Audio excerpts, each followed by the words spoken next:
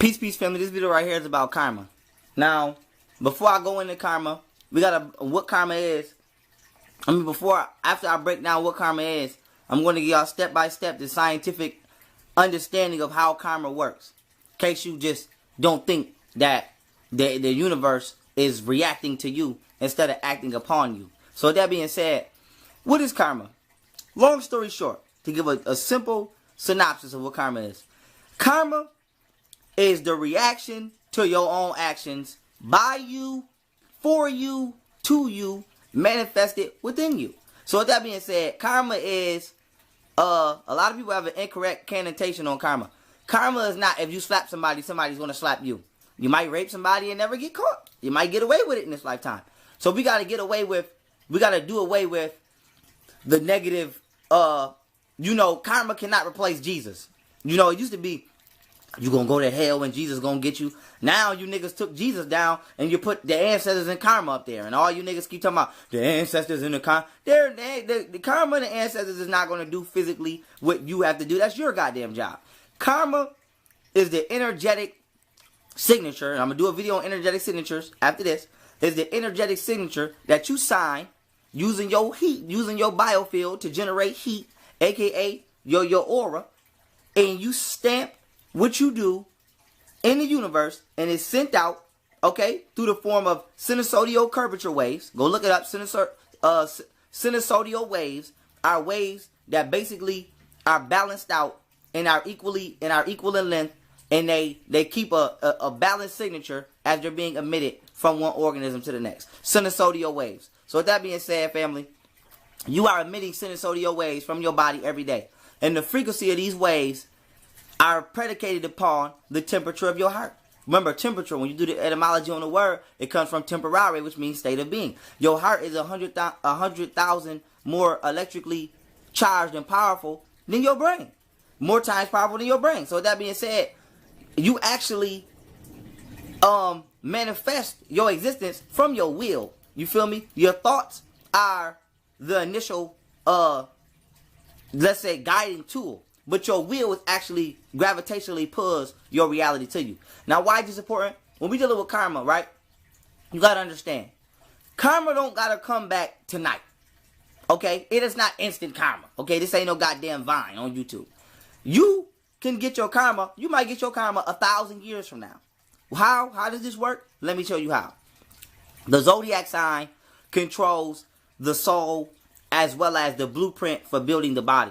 But the planets control the body on a detailed manner. For example, when I broke down how anything that spirals counterclockwise is spiritual, aka subconscious, and anything that spirals clockwise is physical, materialistic, aka conscious, this is the same laws for the manifestations of the body. On a monthly scale, the zodiac goes counterclockwise, okay? It goes from Aries to Virgo. Now, why is this important? It goes from Aries towards Virgo. Now, why is this important? The planets travel clockwise, which is from Virgo to Aries. So, physically, your body is governed by the planets. For example, Aries is your head, Taurus is your neck. I can go on and on about all of the zodiac signs that govern certain parts of your body, but I'm not. So with that being said, the positions of the zodiac sign never change. This is why the positions of a human never change. So with that being said, no matter how you come out of the womb, no matter how tall you are, how light you are, whatever your personal details are, individually towards you, individually upon you, as those characteristics that you may possess, however they may be manifested upon you, the position in which those characteristics are manifested will never change. So you can have a big head or small head.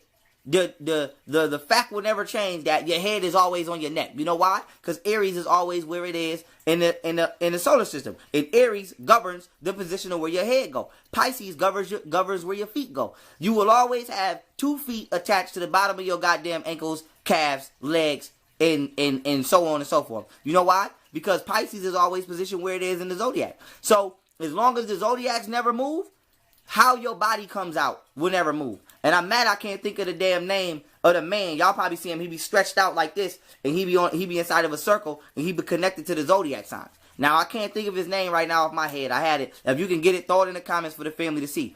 But the reason they drew that man like that is to confirm exactly what I'm saying. You are hooked up physically to the cosmos and energetically. Remember when I broke down how you get your soul from the zodiac? We can tell where you came from upon your travels on the astral plane as you begin to reincarnate into this physical body and have an experience in this lifetime temporarily predicated upon your zodiac sign, because we know where you came because you picked up the energies of those star clusters. So with that being said, your body is energetically hooked up to the zodiac signs, but biologically it's operating constantly upon the planets. The sun controls your circulatory system and your heart directly. Saturn controls your skeletal system. Mercury controls your nervous system. Astrology and astronomy go hand in hand with biology and psychology. So with that being said, understand you are the universe. This is not just something we saying to be cute. Now, why is this important? When we dealing with karma, right? When you have a certain psychology and emotional state, let's say if you angry and you doing angry, hateful things to people, and you in your lower chakra, right? You are emitting these waves out to what they call the zodiac band. Okay? Now, when you're looking at the zodiac band, just imagine, or when you go look it up, that circle, right? When you see the zodiac signs, when you see that circle, imagine inside of it the sun and all of the planets, because that's actually what is inside of it. Now, you can never physically or energetically escape that zodiac band. That is your basically, if we was to cast a spell on you and put you inside of a seal, the zodiac is all of our seal. All of our energies while in these bodies as African people, because remember, only African people are naturally hooked up to the cosmos through our pineal gland and our dipple antennas. So as African people, we are basically sealed into this frequency of waveform or life form that we have took on in order to have this temporary physical experience. Now, as you emit certain feelings out, these waves actually bounce out to the cosmos. And once they reach the farthest ends of our solar system, and they come in contact with whichever one of these zodiac signs your frequency has been designated for, it bounces back to you. So everything is sound waves, which science will confirm. We're just different vibrational tones of sound. Now, why is this important? Because I'm gonna do another video breaking down how we've been disconnected from the solar system through us being detached and manipulated by means from our original tongue and from our original tongue. So that being said, this is important because each planet makes a sound and has a frequency, which I'm going to break down. And depending upon what you do, as well as the day and time you do it, you can either be manifesting a negative or a positive tune. So if you're negatively in tune with your own goddamn self and you're raping, robbing, stealing, killing, lying, you are just emitting these sinusoidal waves out to the cosmos. And once they reach the tip of that zodiac band, it bounces back. Just like when you in a goddamn room, and some of these rooms are hollow, and you say hello, and the room will say hello. If you yell back in the cave and you say, is anybody in there? Your voice will echo back to you. If you go to a mountain and you say, good morning, the mountain, it'll seem like it's talking back to you. Because your sound waves are bouncing off the mountain back to you. So that being said, the universe is doing the same thing. Everything you think and feel is bouncing off the zodiac band and coming back to you. So everything you putting out will be returned back to you. But it doesn't always happen instantly. The zodiac band, right, is over 6 trillion miles wide. I have the exact calculation. I can't get it out of my head. I wrote it down, so I'm not giving it to you now. But we can say it's approximately 6 trillion miles in circumference. That's a far-ass distance for vibrational frequencies to be traveling. So just like NASA be sending electromagnetic waves into space, seeing if they can get a response, you, from right here in your own heart and your own mind, are doing the same thing they're doing. You're sending electromagnetic waves out into space, and space is responding to you. Because you are the puppet. The solar system is the puppet master. Y'all are interacting with each other. Y'all are the same, one and the same deity. That is your higher self. The solar system, the cosmos is your higher self. You are the physically condensed humanoid form of your celestial omnipresent self. And what you feel and think about your individual self in this form is what your celestial self will present to you for you to experience. So what you're doing on this planet will not go unpunished. It will be delivered back. But it will be delivered back to you predicated upon your horoscope. See, when you come out of the womb, the reason that we don't, that people don't date what time you was born upon the time you was conceived versus what time you come out of the womb is because your zodiac karma doesn't start until you take your first breath of oxygen. Because you have to intake the cosmic frequencies that are stored in oxygen, because we can prove through quantum science that oxygen is actually intelligent. You have to intake the omnipresent life force, aka prana, of the cosmos as your first, basically, acceptance to your physical karma that you have accepted by inhabiting this body. So let's say if this lifetime I'm doing good, right? And they say the seeds you sow will soon grow. That's all the energy you've been kicking out. So you might not get your karma in this lifetime, right? And then you might pass away and you reincarnate. Now, when you reincarnate, your horoscope and the planets have stored all your actions on what is called cosmic electricity, also known as astrolight. Go look it up. Now, these are the very fabrics that weave the information, that weave the neurological information of the entire cosmos and galaxy. So, this can also be synchronized with the Akashic Records, which I also did a video on. So, everything you did, just like your brain helps to store your thoughts via your nervous system, the cosmos helps to store your everything, all your actions are written in the solar system via the medium of what is known as cosmic electricity, as well as astrolight in your own Akashic Records. So with that being said, once you come out of the womb at that certain time and that certain day that you have been permitted to reincarnate in, the universe has already prepared for you a horoscope that will include not only people from your past life, not only people from this life that you need to meet, but also your karma. So if you've been doing bad in your past life, your ass might have reincarnated into a bad situation. You might have some bad things you have to go through. It's already written in the stars what will happen to you, predicated upon what you're doing right now. So yesterday is nothing more than the effect of what you've done today. I know that sounds crazy, but think about it. If I throw this camera on the ground right now, technically that was the past. And the past happened because of what I just did when I was in the now. So the future is what you should be worrying about. The past is what you should be learning from. And now is what you should be focused on. Because now, everything that you're doing, even me making this video, I'm emitting frequencies into the universe, and the universe is going to bounce those frequencies back. And depending upon the attention, this is why the ancestors say your heart has to be light as a feather. Because depending upon your intentions, right, and your mental perspective will be how the universe responds to you, because the universe is just you. So, with that being said, your karma might not come back for 100 years. It might not come back for 10 years. But the fact of the matter is, it is coming back. So how you treat people, how you think about people, the shit you like to run around this planet and do, all the little sneaky shit you think you're getting away with, you're not getting away with it. You're just creating your own future for yourself to destroy. So you're really hurting yourself more than you hurting somebody else. So that being said, if you're a rapist and you're a murderer, you might reincarnate into a situation where somebody rapes you. So that being said, we're not saying if you're watching this video and you was abused that you did it to yourself in the past life. That's not what I'm saying. Because a lot of shit, everything happens for a reason, but some shit happens for no goddamn reason. What I'm saying is be mindful of what you're doing right now, because it may not come back this lifetime. You might get away scot-free. May not come back your next lifetime. It might come back 7 lifetimes from now. And you're going to be wondering why this particular life experience is so hard. It's because you created it that way. And not only did you create it that way, hopefully, motherfucking Europeans still ain't here, making it even harder than the fucking probably would have been at all. So with that being said, be conscious of your spiritual actions. See, the universe does not act upon you. It's not this fictitious mystery guy that's in religion. It reacts to you.